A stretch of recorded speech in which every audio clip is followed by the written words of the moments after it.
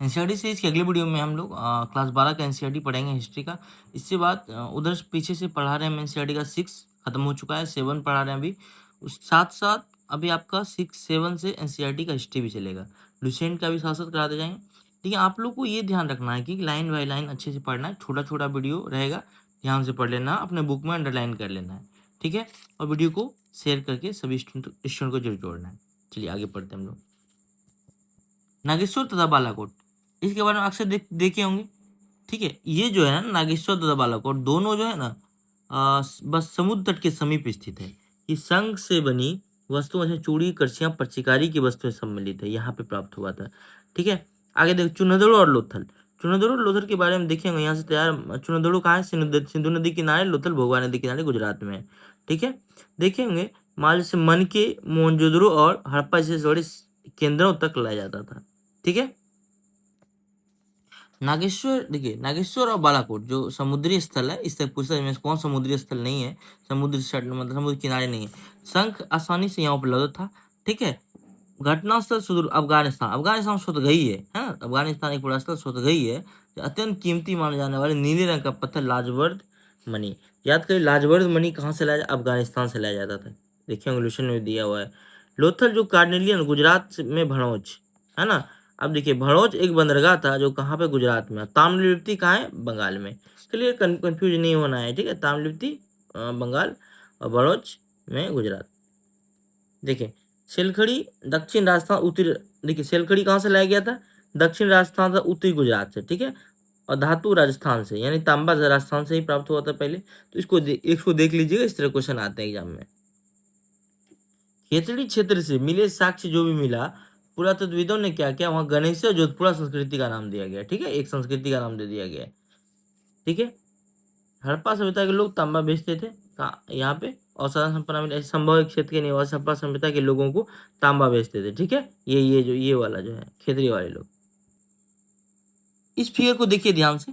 इस जो ये फिगर में आपको कुछ चीजें हैं जो यहाँ से क्वेश्चन पूछा जा सकता है एग्जाम में। देखिए लोथल जो है ये गुजरात में थे।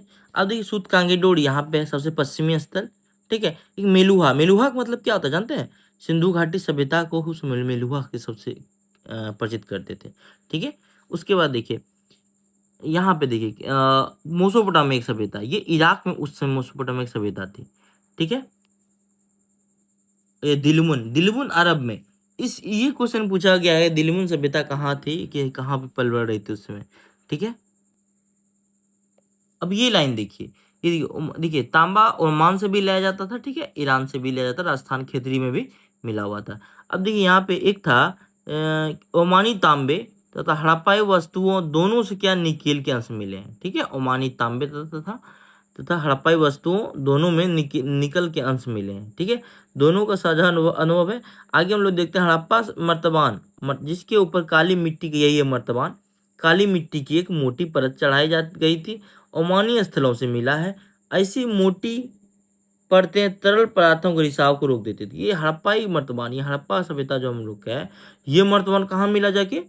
ओमान में। सोचिए कि व्यापार उसमें कितने फल फूल रहे थे, इसे काली परत चढ़ाई जाती थी। इस तरह के स्टूडेंट बना के दे सकते हैं, आते हैं मेंस में आपको देखने को मिलेंगे एनसीईआरटी से क्वेश्चन, जहाँ लगेगा अरे यार पढ़े ही नहीं है इसको। ठीक है, अब देखिए मोहरों के बारे में।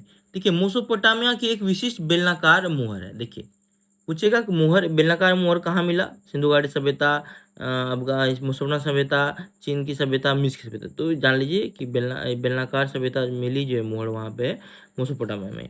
अब देखिए इस पर क्या मिला था? कोबरदार वृषभ, जो सिंधु घाटी क्षेत्र के लिए प्रतीत होता था। ठीक है, यहाँ पर ऐसे दे देगा, एक ऐसा बेलनाकार मोहर मिला जहाँ पे सिंधु घाट, उस पे एक वृषभ मिला, वृषभ मतलब बैल, सिंधु घाटी से प्रतीत होता है। ठीक है, इसको देखिए, बहरीन में मिली गोलाकार फारस की खाड़ी प्रकार की मुहर मिली। ये रोचक तथ्य है कि दिलमुन, के बारे में बताए थे, दिलमुन अरब अरब की ओर है। ठीक है, ये क्वेश्चन आ सकता है, दिलमुन कभी न कभी देखने को मिल सकता है। स्थानीय बाट हड़प्पाई मानक का अनुसरण करते थे, वहां के जो बाट है। ठीक है, ये दिलमुन जो है प्राय देखिए संभवतः अरब बहरीन द्वीप था। ठीक है, पूछ लेगा जो दिलमुन थी, सब ये जो दिलमुन सभ्यता थी ये कहाँ पे था? देखिए बहरीन है ना, सब उधर है, अरब की ओर है। तो ये देख सकते हैं मेसोपोटामिया के लेखों में एक क्वेश्चन यहाँ से बनेंगे, मगान जो संभवतः ओमान के लिए प्रयुक्त था। अब देखिए पूछ लेगा और मगान किसके लिए, भाई एक एक लाइन बहुत महत्वपूर्ण है, बिलीव करिए, बस आपको एक बार पढ़ना है, एग्जाम में आएगा प्रश्न ऐसे मिलेंगे, यही ऐसे 20 प्रश्न आपको मेरिट तक पहुंचाएगा, याद रखिए। अगर एग्जाम में दे दिया मेसोपोटामिया की मगान शब्द का मतलब क्या था ओमान के लिए, ठीक है, ऐसी यहाँ से तांबा का मिला था जो भी था। उसके बाद क्या था, तांबे को निकल के अंश मिले मेसोपोटामिया से मेसोपोटामिया के स्थलों से, ये पता है। दिलमुन बताएं बहरीन प्रदीप, मैं वही लाइन बता रहा हूँ जो क्वेश्चन बनेंगे, ठीक है, इसके अलावा आपको कुछ नहीं पढ़ना है, आप लोग पढ़िएगा समझ में नहीं आएगा, आपको सिर्फ मेरे साथ अंडरलाइन करना है।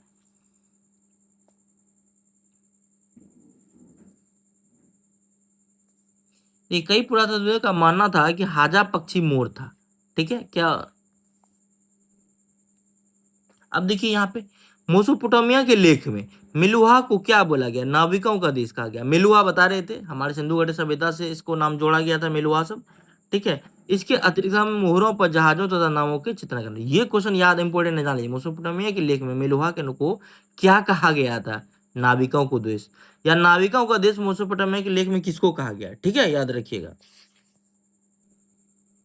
अब यहाँ से कुछ नहीं पढ़ना, यहाँ से बस एक और जानना, दाएं से भी बाएं लिखी जाती, यानी कि रहस्यमयी लिपि थी हड़प्पाई लिपि, हड़प्पा के मोहर पे जो मिला, अभी तक पढ़ा नहीं जा सका है, लेकिन ये कैसे लिखी जाती थी, दाएं से बाएं और लिखी जाती है, ठीक है। कुछ मोहरों पर दाएं और चौड़ी अंतराल, बाएं और संकुचित है, यानी दाएं से बाएं लिखी जाती थी बस। अब देखिए इस फैक्ट को, यहाँ की दशमलव प्रणाली का अनुसरण करते थे। हड़प्पा सभ्यता में बाटों का जो था, ये ध्यान से देखिए, इतना जल्दी ये क्वेश्चन आएगा, दशमलव प्रणाली का अनुसरण करता। तो देखिए, और जिसमें मानदंड द्विधारी थे, 1 2 4 8 16 32 अथवा 12,800 तक थे, ठीक है। उसके बाद यहां से देखिए, सामान्यतः चट नमक पत्थर से बनाया जाता है, देखिए ये इंपॉर्टेंट है, वहां के जो बाट है किस पत्थर से बनाए जाते थे, कार्नेलियन पत्थर दे देगा आपको, सिलकड़ी दे देगा, चट पत्थर याद रखिएगा, ठीक है। ये दशमलव प्रणाली पे थे, आभूषण और मनकों को तोड़ने के लिए किया जाता था, क्लियर। यहाँ से एक स्टेटमेंट वाला क्वेश्चन आ सकता है, सामान्यतः चट के पार्ट बने होते थे, 1 2 16 4 8 16 32 दे देगा, 64 दे देगा, ठीक है। इसके बाद दशमलव प्रणाली, क्लियर।